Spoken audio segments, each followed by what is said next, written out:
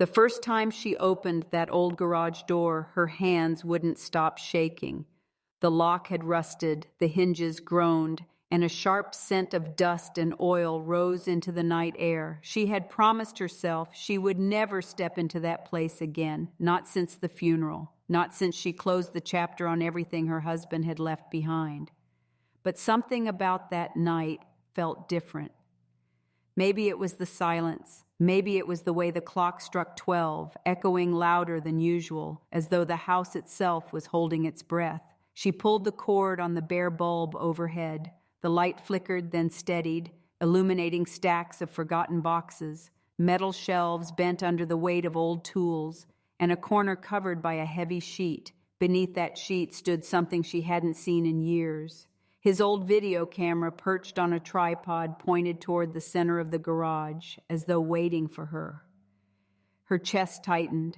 She remembered when that camera was his pride, the way he used to carry it everywhere, documenting birthdays, family picnics, even quiet evenings at home. But this one looked different now, older, heavier, as though it had absorbed the weight of time and secrets. On instinct, she reached out. Her fingers brushed across its cold surface, sending a chill up her arm. A part of her expected it to crumble to dust, but instead, with a faint click, the camera whirred. The red light blinked once, then stayed on. She staggered back, heart pounding. That wasn't possible. This camera hadn't been used in over a decade. No one had touched it since the night he died. For a long moment, she stood frozen, her breath shallow, staring at the blinking light. Then slowly, she lowered herself into the chair across from it.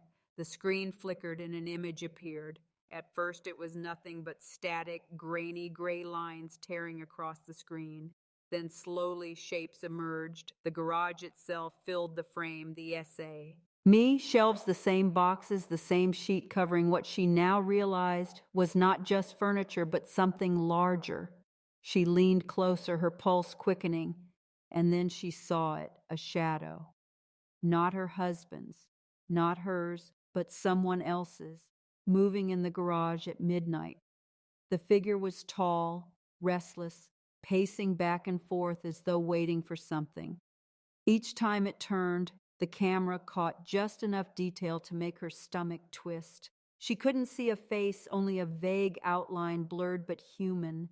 Her first thought was that it had to be old footage. Maybe her husband had filmed someone without telling her. Maybe it was one of his strange projects.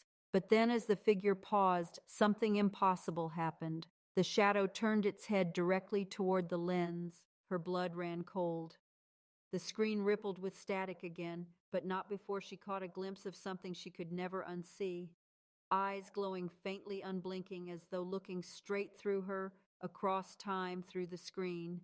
The silence of the garage deepened. She could hear her own heartbeat, fast and desperate, and the faint hum of the camera as it continued to record. The air itself felt heavier, pressing down on her as though the garage wanted her gone. She tore her gaze from the screen, swallowing hard. Every part of her wanted to shut it off, to walk away, to close the garage and never return. But something stronger held her there, a pull, a need. Her hand trembled as she touched the camera again.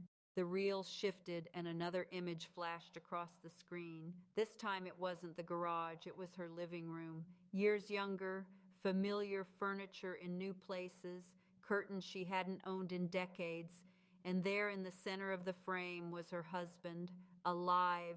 She gasped, covering her mouth with her hand. His hair was thicker, his smile faint but tired, and his eyes carried the same weight she remembered in the final weeks of his life. But what stopped her heart was not seeing him, it was what he said. His lips moved, and though the sound was muffled by static, she could make out the words, "Don't trust him." She staggered back in her chair.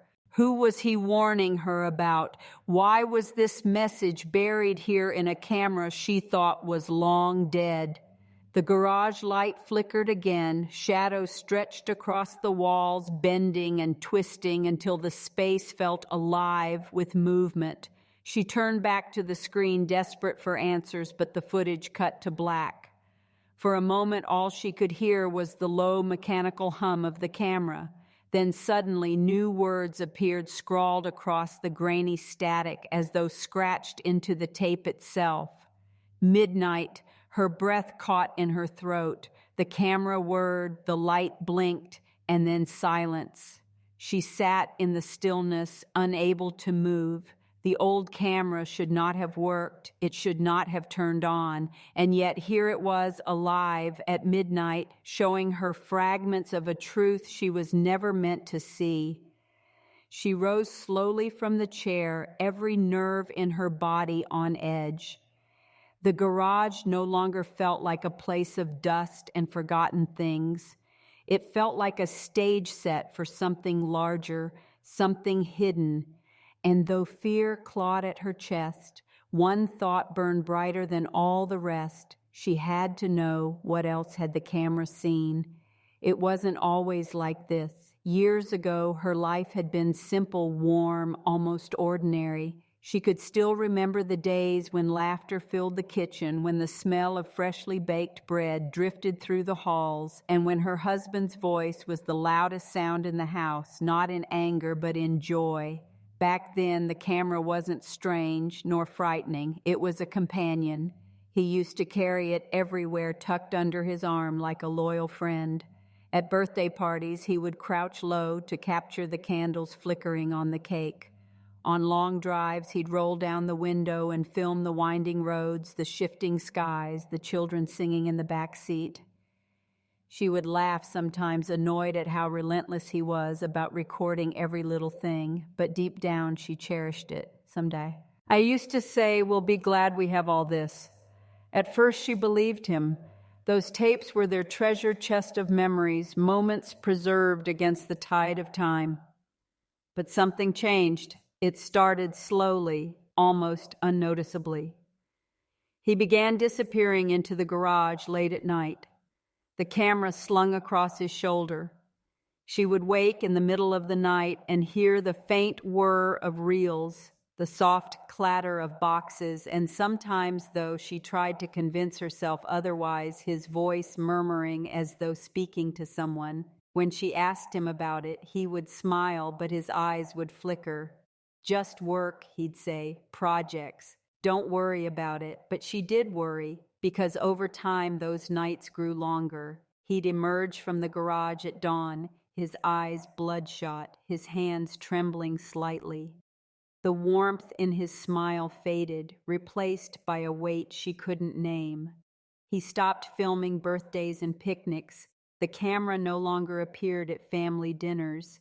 Instead, it lived in that garage in the shadows, capturing things she wasn't meant to see. Her son noticed too, though he was younger then. He would ask, "Why does Dad stay out there so long? Why won't he let us come in?" She never had an answer. The years moved forward, but the distance between them grew. Her husband still loved her. She could feel it in the small ways, the careful touches, the way he looked at her when he thought she wasn't watching. But he was guarding something, and that secret became a wall between them. Then came the sickness. It wasn't sudden, but it was swift. One day he was strong, stubborn as ever, brushing off her concerns with a laugh. A month later, he was weaker, coughing through the nights. The camera gathered dust in the corner of the garage as he fought battles his body couldn't win. She tried everything, doctors, medicines, prayers whispered in the dark, but nothing stopped the inevitable. In those final weeks, he grew quieter sometimes. She would catch him staring toward the garage as though longing for it or fearing it. She could never tell which. He started writing in notebooks, scribbling late into the night, hiding papers in drawer and boxes. She didn't press him. She was too afraid of the answers. The night before he died, he called her close. His voice was faint, his words broken. "There are things you don't know, things you'll find when the time is right. But promise me." His eyes met hers, sharp and urgent, even as his strength failed. "Promise me you'll protect it from him." She had nodded, too blinded by grief to question who him was. She thought he meant the world, strangers, anyone who might exploit their family. It wasn't until later, years later, that she realized the weight of his warning. After his passing, she avoided the garage. She couldn't bring herself to face the dust-covered equipment, the boxes, the tapes. It was easier to close the door and let it all fade into silence. Her son, however, changed. At first, he seemed broken by grief. He grew distant, restless, spending more time outside the house. She thought it was just his way of coping, but soon his curiosity turned into obsession. He began asking questions about the garage, about the tapes, about what his father had left behind. She tried to brush it off, tried to shield him from whatever secrets might lie there. But the more she resisted, the harder he pushed. "Dad wanted me to have it," he insisted one night. "He always said I'd understand." But she remembered her husband's final words, the warning that burned in her memory, "Protect it from him." That was the moment she realized the truth. Her husband's fear hadn't been of strangers, it had been of their son. The rift between them widened, arguments replaced conversations, trust turned to suspicion. She saw in her son's eyes the same hunger, the same restless energy that had once consumed her husband in the garage, and it terrified her. Years passed and she tried to bury it all. The garage remained locked, the camera untouched, the tapes gathering dust. She told herself it was over, that secrets had died with him, until that night, the night the old camera blinked back to life at midnight, whispering truths she had tried to forget. Now, sitting in the quiet aftermath of what she had seen, she understood why her husband had spent those sleepless nights in the garage, why he had guarded his secret so fiercely, and why his final words had been filled with such urgency. The past was not buried. It was waiting. And the same camera that once captured birthday candles and children's laughter, was the key to unlocking it.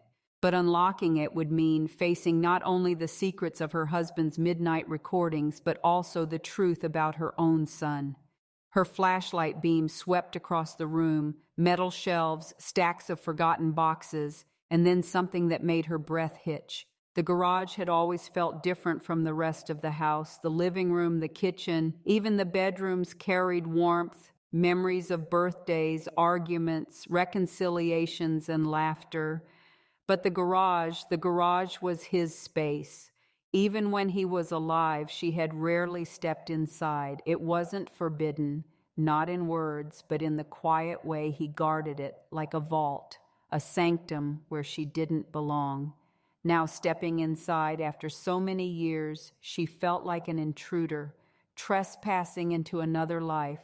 Dust coated everything. Cobwebs hung from the ceiling corners like old curtains. The air was thick, stale, carrying the scent of oil rust, and something else, something faintly metallic, almost like blood. Her light caught on a stack of boxes labeled only with years: 1999, 2001, 2005. The handwriting was hurried, almost frantic, as though written by a man desperate to track time even as it slipped away. She crouched beside one and lifted the lid. Inside, rows of tapes stared back at her, their black casings lined neatly, each marked only with a date and a time. Midnight, always midnight. Her fingers brushed across one at random. March 3rd, 2004, 12:00 a.m. She placed it aside, her pulse racing. Then grabbed another July 11th, 2007, 12:00 a.m., her birthday. A shiver ran down her spine. Had he been filming her? The thought made her skin crawl, but at the same time she couldn't look away. She pulled more tapes from the box, stacking them on the cold cement floor. Dozens, hundreds. Each one a fragment of nights she had never known. Each one holding pieces of a story her husband had chosen to keep from her. Her gaze shifted to the far corner of the garage where the sheet still draped over something tall. She approached cautiously, heart pounding, and tugged at the fabric. Dust exploded into the air, making her cough as the sheet slipped to the floor. Beneath it stood not just a tripod, but a setup, an entire recording station. The camera she had seen earlier was only one piece. Behind it sat a table lined with notebooks, wires, reels, and monitors, all arranged as though her husband had planned to return at any moment. The strangest part was that everything was intact, no decay, no damage. It was as if time had frozen the moment he left it behind. She leaned over the table and picked up a notebook. The first page was filled with his handwriting, rushed and uneven, words underlined, circled, almost frantic. It comes at midnight, not alone. Don't let him see. Her throat tightened. Who was him? The son. Someone else. The words bled into each other, scribbles and sketches of symbols she didn't recognize. Setting the notebook down, she turned back to the tapes. A part of her screamed to stop, to put everything back and lock the garage forever. But her husband's voice echoed in her memory, raw and fragile. There are things you don't know. Promise me you'll protect it. Her trembling hands lifted the March 3, 2004 tape and slid it into the player still wired to the monitor. She pressed play. The screen flickered alive, humming with static before slowly sharpening into an image. The garage appeared on the screen almost identical to how it looked now. Shelves, boxes, shadows stretching across the walls. At first nothing moved. She leaned closer, her breath fogging the screen. Then a shape stirred. A man, her husband, stepped into frame. His face was pale, his movements jerky, as though he were afraid of something just outside the camera's reach. He kept glancing over his shoulder, whispering words too faint to catch. In his hands, he held the very notebook she had just seen on the table. He turned toward the camera, his lips moving with urgency. But before she could read them, something else appeared in the background. At the edge of the frame, in the darkest part of the garage, a second figure emerged, tall still, watching. Her husband froze, his eyes darting toward it. The notebook slipped from his grasp, pages scattering across the floor. He backed toward the camera, closer and closer, until his face filled the frame. His lips moved faster now, his eyes wide with terror. She pressed closer, desperate to understand. His mouth formed three words again and again, silent but unmistakable: protect the truth. And then the screen went black. Her heart pounded as she ripped the tape from the player, clutching it as though it might burn her.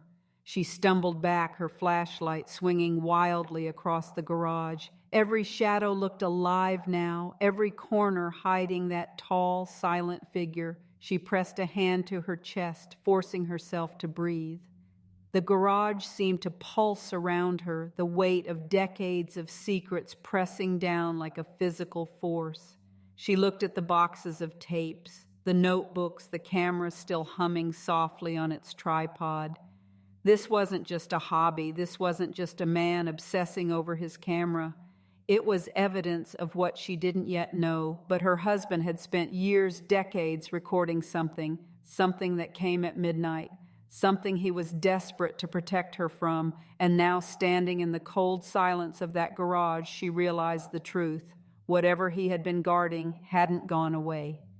The letter wasn't polished, it was raw, the kind of words a man writes when time is running out.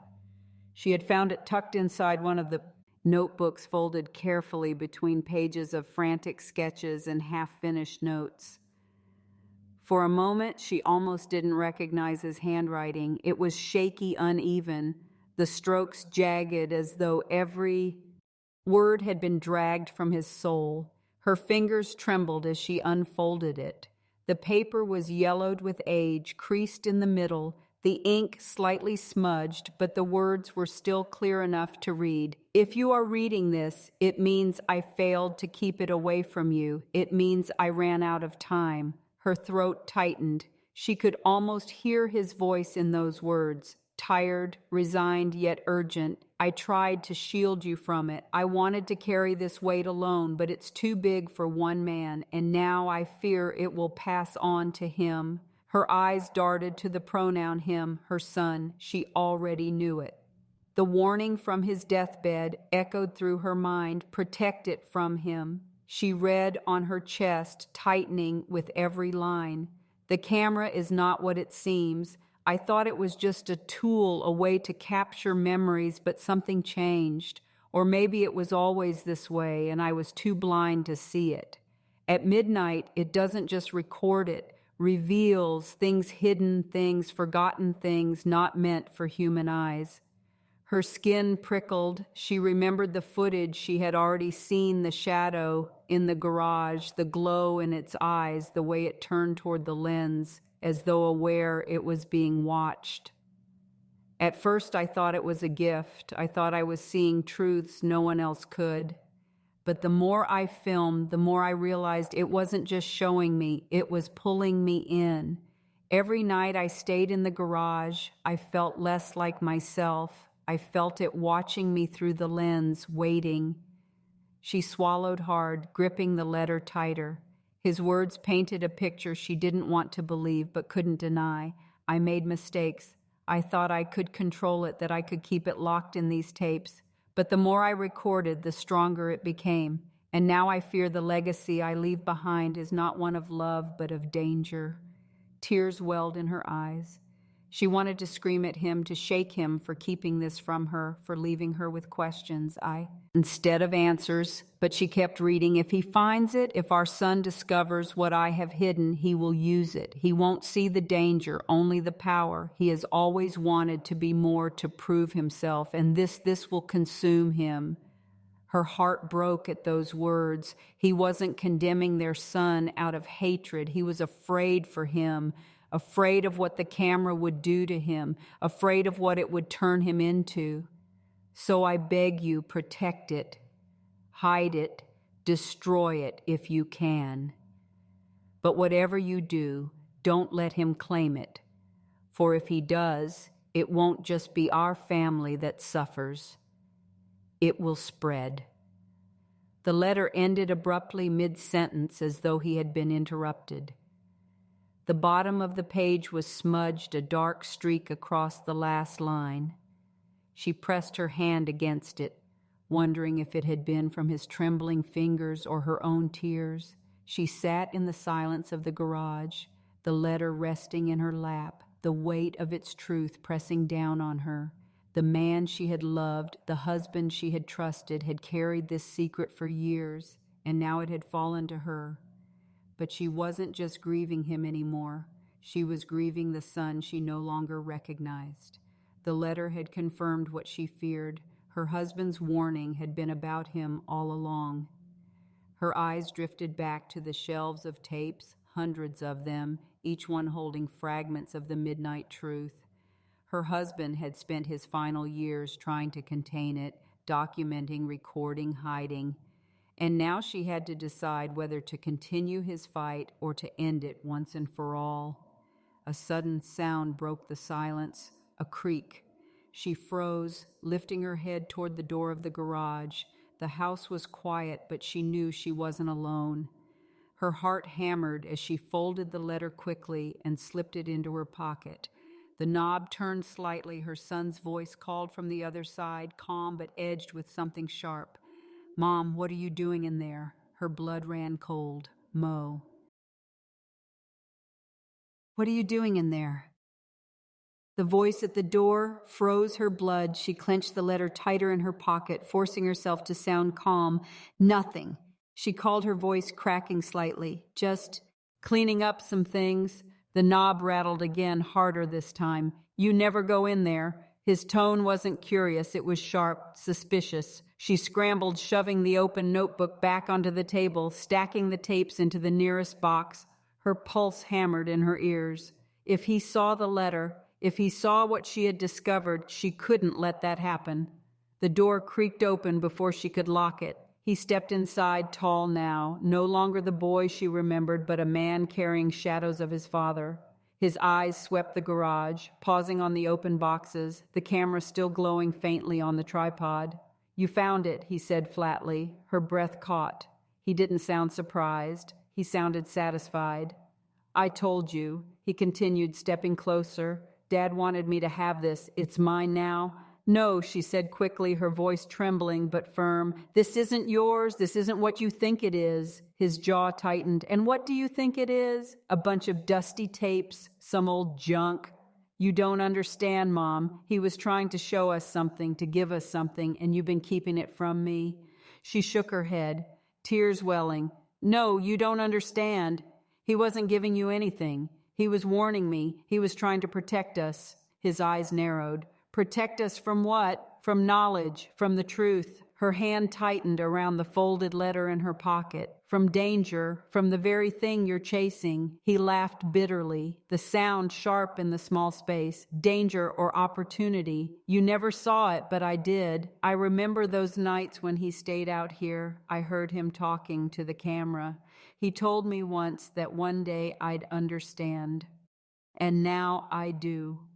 He wanted me to finish what he started. No, she whispered, stepping back. That's not what he wanted. He was afraid this would consume you, consume me. He snapped, his voice rising. Do you know what it's like growing up in his shadow, watching him obsess over this, only to have you lock it all away after he died? You kept it from me, Mom. You kept him from me. Her chest ached at his words. She saw the boy he had once been, hungry for his father's approval, desperate to connect. And she saw the man standing before her, now hardened by years of resentment. This garage doesn't belong to you, he said coldly. It's mine now. The words cut deep, echoing the very warning her husband had given her. She felt her knees weaken, but she forced herself to stand taller. You don't know what you're asking for. That camera, it's not just a camera. It shows things, terrible things. It takes more than it gives. He smirked, a flicker of arrogance in his eyes. Then maybe I'm strong enough to handle it. She shook her head violently. No one is strong enough, not even your father. It destroyed him. For a moment, silence stretched between them, heavy and suffocating. Then he stepped closer, lowering his voice. Then why did he keep filming? Why leave behind all these tapes if they meant nothing? Her lips parted, but no answer came. She thought of the letter, of his desperate words, of the unfinished sentence at the bottom of the page. Maybe even her husband hadn't been able to stop. Maybe he had been as drawn to the midnight recordings as their son was now. He reached past her, his hand brushing against the box of tapes. She reacted instinctively, slamming the lid shut. Don't, she snapped, surprising even herself with the steel in her voice. He froze, eyes locking with hers. The air between them crackled with tension. For the first time, he seemed to realize she wouldn't back down. You're making a mistake, he said quietly. No, she replied, her voice steady now. The mistake would be letting you anywhere near this. I won't let you repeat his fate. His expression darkened, frustration simmering beneath the surface. You think you can stop me. You think you can keep this from me forever. She didn't answer. She couldn't, because deep down she knew the truth. She couldn't keep it hidden forever. He was his father's son, stubborn, relentless. He would find a way back into this garage, back to the camera, back to the tapes. But for now she had to stand her ground. He glared at her for another long moment, then stepped back. Fine, he muttered, his voice laced with venom. Keep your secrets. But don't forget, Mom, I have as much right to this as you do, more even one way or another. I'll get what's mine. With that, he turned and stormed out the door, slamming behind him. She stood frozen, her hands trembling, the echo of his words reverberating through the garage. She pulled the letter from her pocket and read the final line again. Don't let him claim it. Her heart pounded. The fight was no longer about secrets. It was about survival, his, hers, and perhaps something even greater, because if her husband had been right, if the camera truly revealed things not meant to be seen, then letting her son have it wasn't just dangerous, it was catastrophic. The night after their argument, the house was too quiet. Every creak of the floorboards, every sigh of the wind outside pressed down on her chest like a warning. She hadn't slept. She couldn't. Her son's words haunted her. One way or another, I'll get what's mine. At midnight, she heard it, a low hum, familiar, terrifying. Her heart stopped. The garage. She stumbled out of bed, her bare feet cold against the wooden floor. She grabbed her robe and rushed down the hallway, each step heavier than the last. When she reached the garage door, a faint glow leaked from the crack beneath it. He was inside. She pushed the door open, and her worst fear unfolded before her. The old camera was running. The red light blinked steadily, casting its eerie glow across her son's face as he stood in front of it, motionless, staring into its lens. "What are you doing?" she cried, her voice breaking the silence. He didn't flinch. His eyes didn't move. It was as if he couldn't hear her. His lips parted, whispering something she couldn't catch. She stepped closer, panic surging. "Turn it off," she shouted, rushing forward. Finally, he blinked and turned to face her. His expression was distant, almost hollow. "You don't get it, Mom. It's not dangerous. It's a gift. He left it for me." Her voice trembled, but she forced the words out. "It's not a gift. It's a curse. That camera takes pieces of you every time you use it. Don't you see? That's why She cut herself short, choking on the memory of her husband's last days, his gaunt face, his eyes clouded by secrets he never shared. Her son stepped closer, the red glow painting sharp lines across his face. "You're lying. He trusted me with this. He wanted me to continue his work. You were the one who never understood him." Her hands shook, but she stood firm. "I understood him more than you think. I was there when he broke down, when he begged me to stop him. I saw what it did to him, and now I see it in you." His jaw clenched. "No, you're just afraid. Afraid of the truth. Afraid of me." Her voice rose, echoing against the garage walls. "I'm afraid of losing you. Can't you see? This thing doesn't give, it takes. Your father thought he was strong enough too, and it destroyed him." For a moment his defiance faltered. His eyes softened, the boy she once knew, flickering beneath the anger. But then almost instantly the walls went back up. He shook his head, stepping closer to the camera. "I have to know," he whispered. She lunged forward, grabbing his arm. "No," he pulled back sharply, his face twisted with rage. "Let go." The struggle sent the tripod wobbling, the camera nearly toppling to the floor. Both of them gasped, instinctively steadying it at the same time. Their hands met on the cold metal, trembling, each refusing to let go. "You don't understand what he left behind," he growled through gritted teeth, "and I won't let you destroy it." Her voice trembled, but her words were like steel. "You don't understand what he left behind, and I won't let you destroy yourself." The garage filled with silence, thick and suffocating. The only sound was the steady blink of the red light.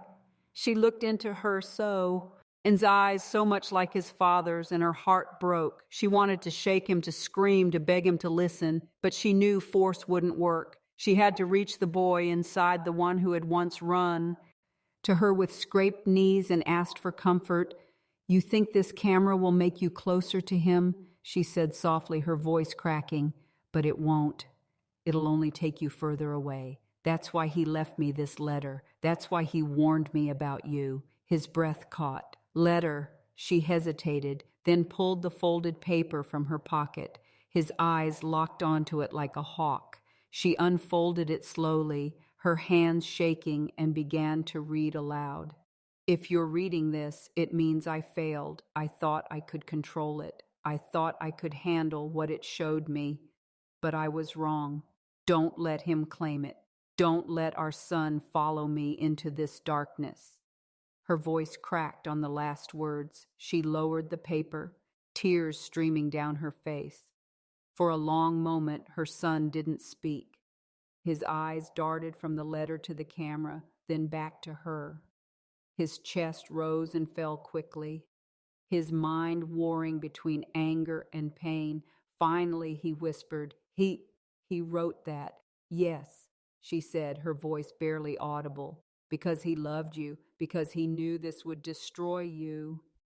The anger in his face melted, replaced by something raw, something broken. His lips trembled as he whispered, "Why didn't he tell me himself?" Her heart shattered. She reached for him, placing a trembling hand on his cheek. Because he couldn't. Because by the time he realized what he had done, it was too late. But it's not too late for you. His eyes filled with tears, the fight draining from him. He turned toward the camera, then back to her. For the first time, he seemed uncertain, vulnerable. "Then what do we do with it?" he asked quietly. She took a deep breath, glancing at the glowing red light. "We end it together." The two of them stood side by side, staring at the machine that had haunted their family for years.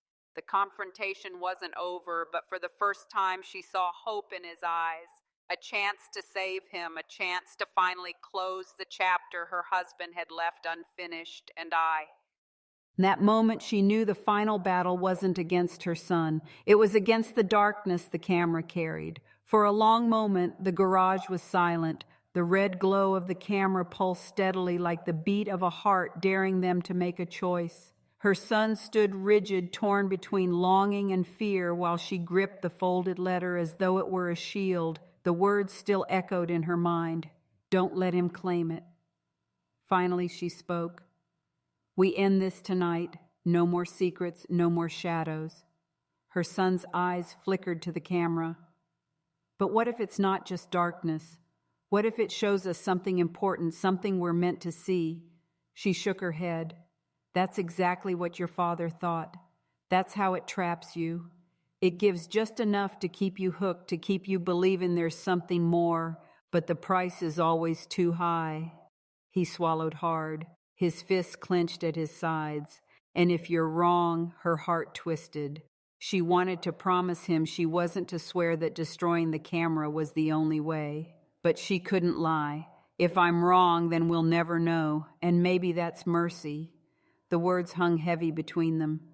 Slowly he stepped toward the tripod, his hand hovering above the blinking machine. His face was pale, torn between the man he wanted to be and the boy who still longed for his father's voice. "Dad trusted me," he whispered. "He told me one day I'd understand.